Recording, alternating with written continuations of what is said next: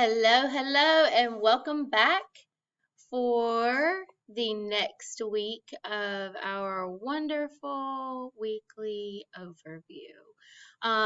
The week is December 5th through the 9th, and we're getting closer and closer and closer to the wonderful holiday known as Christmas. I hope you all are doing great. I hope last week was good for you. Hang in there. You've got, 2 more weeks? Right? 2 more weeks until you get out. So hang in there. All right, here we go. Let's get started. Just a reminder about your new ZLA Warmup. This week's anchor text is called SpaceX Christmas Delivery Arrives at the Space Station. Mondays is always reading that article, completing the quiz, writing down your answers and your score in your warm-up journal. Tuesday, you're going to read that assigned article again. You don't need your warm-up journal, though, because you do all of your annotations in the new ZLA portal, where you will choose 2 colors and decide which one's going to be main idea, which one's going to be for supporting details. And this annotation will help you on Thursday when you go to complete your constructive response. Wednesday is your power words. Be sure to write all those power words down. If you don't have all 5 present in your article, put a big old X on those lines where you don't have one, and make sure you complete your score. Your score is not how many points you get, it's how many you got right. Usually they're 10, so if you got 9 out of 10, for example, that would be a 90. All right. Thursday is your famous constructive response. Be sure to fully race that question. Provide your textual evidence. And if there's more than one question, be sure to answer all of them. Friday is student choice, MIMBing, or liftoff.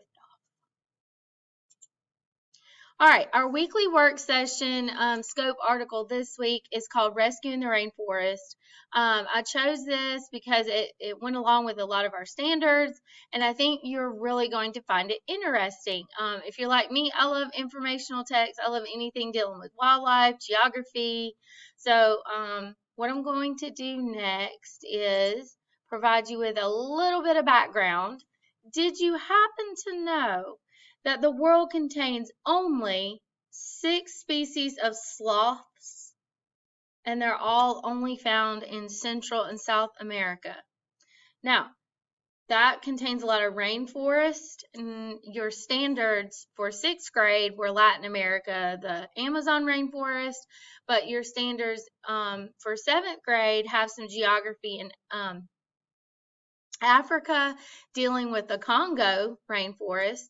So it's pretty interesting that although the climate is the same in both of those rainforests because they're very close to the equator, the African rainforest does not contain any of the 6 species of sloths. They're only found in Central and South America.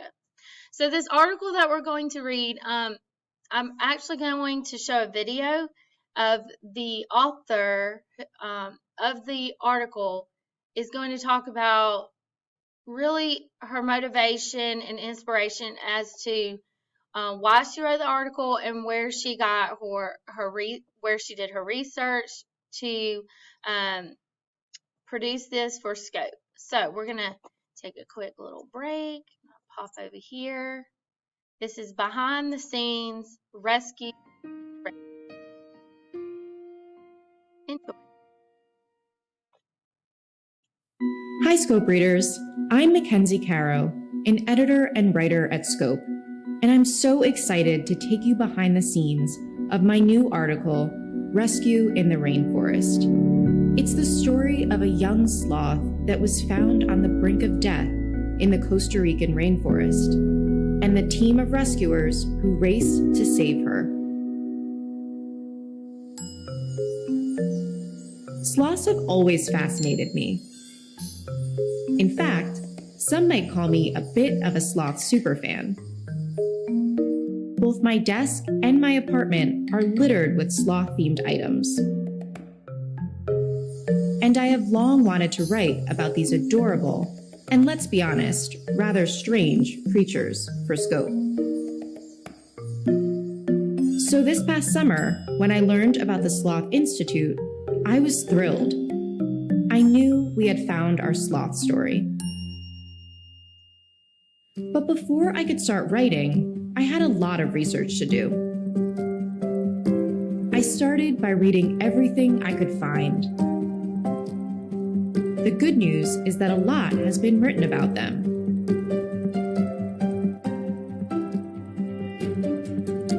Google sloths and you get around 66 million results. But the challenge is that not all of the information out there is accurate. I had to be sure to draw information only from credible sources, like science and nature publications, scientific studies, and reputable conservation and wildlife organizations. During my research, I also pored over videos and documentaries, so I could observe sloths in action. Very slow action. And I spent hours talking with Sam Trull, the co-founder and director of the Sloth Institute. Sam is a zoologist and a sloth expert who has been working with these animals nearly every day for 10 years. She taught me all about sloths, their biology, their behavior, their habits. And she explained the many threats that these creatures face in their rainforest homes throughout Central and South America.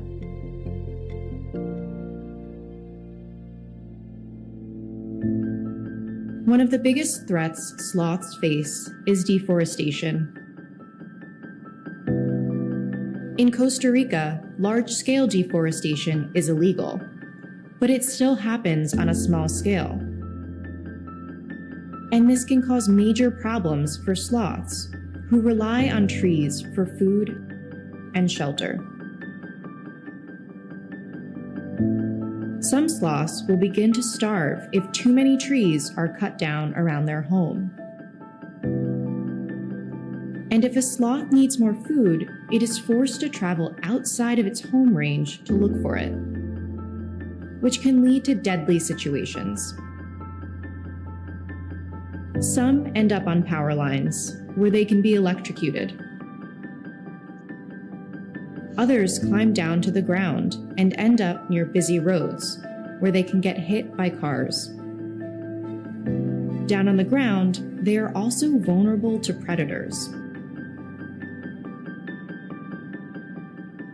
Luckily, there are people like Sam and the team at the Sloth Institute, known as TSI, to help. TSI is located in Manuel Antonio, a stunningly beautiful area on the western coast of Costa Rica. And right next door to the organization is Manuel Antonio National Park. This park features nearly 5,000 acres of protected rainforests and beaches. It's filled with all kinds of wildlife. Within the park's protected boundaries, these creatures can enjoy an undisturbed existence. But animals don't know where the park ends, and many creatures, especially sloths, often end up outside its perimeters, and much closer to where humans live. This is when the animals can find themselves in danger. And in Manuel Antonio, when a sloth needs help, TSI is the place to call. After I learned all about the incredible work TSI does, it was time to find the focus of my story.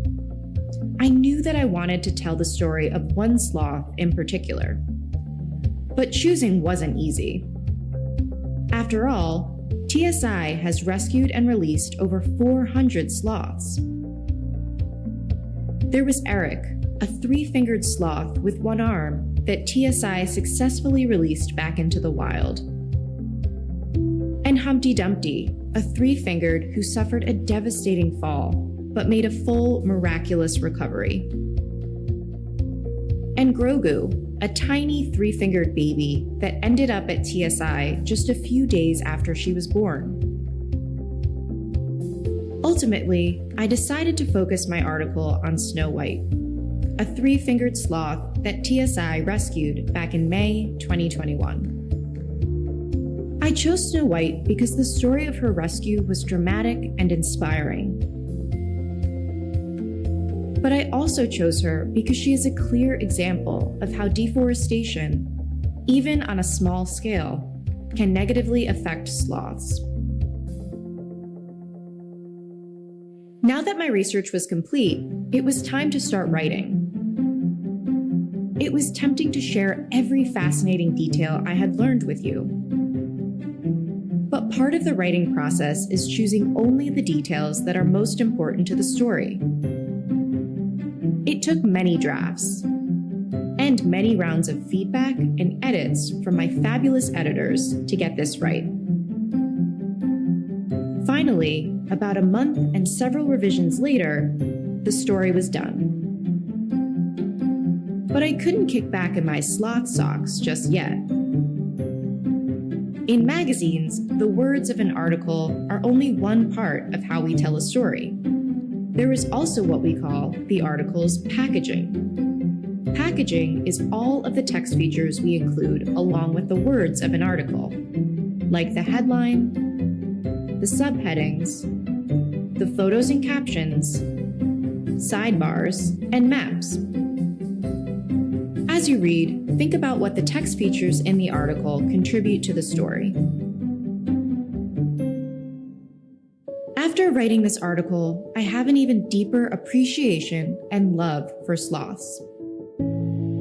I also have a profound sense of gratitude for the staff at TSI, who dedicate so much time and energy to protecting these extraordinary creatures.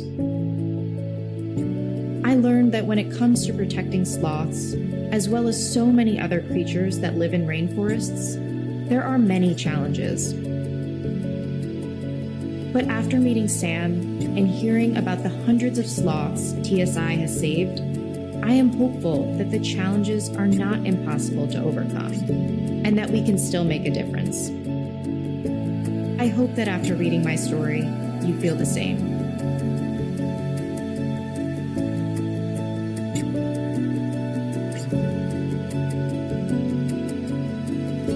Okay, I really hope that you enjoyed that. I'm going to go back into our presentation now. I also linked in this presentation some slideshows of stuff that you may want to look at after you read the article. You guys can do it as a class. Feel free to click on these links. But I want you guys to super enjoy reading Rescue in the Rainforest because I truly miss my geography and my social studies time. I love articles like this. One of the environmental issues not only facing the rainforests of Central and South America and Africa is not only is it something they have to worry about, but deforestation is a problem in our own country, and animals losing their habitat. But read it, enjoy it, and I'm going to go through here quickly the standards that you're going to be working with some activities. L2B is a language standard. You're going to work on some commonly confused words with then and than. RI4, you've been working on vocabulary meaning, synonyms and antonyms. RI3, analyzing ideas and events in a piece of informational text. RI2, being able to provide an objective summary. RI5, being able to analyze textual structure. How is it set up? Is it based on cause and effect? Is it set up into categories? Those are things that you're going to get into for RI5. Now, I have not taught RI5, but you will be taking the NAVI on that sometime after the new year. So there's no hurt behind going ahead and getting into that. RI1 citing textual evidence. We've been working on that all year long, and we'll continue to work on that. So again, get everything in order, and don't forget to complete that warm-up section each day. Complete all of your work that Miss Edwards is using with this story. Go at her pace. She has the freedom to decide what you guys do and when. MinBean Weekly vocabulary training is going in, and all expectations still apply. Use your essential 10. Points will be input by Miss Watkins. I miss you guys. I wish you the best this week. Reach out via Remind or email, and let me know how you're doing. I miss you guys. Again, good luck, and bye.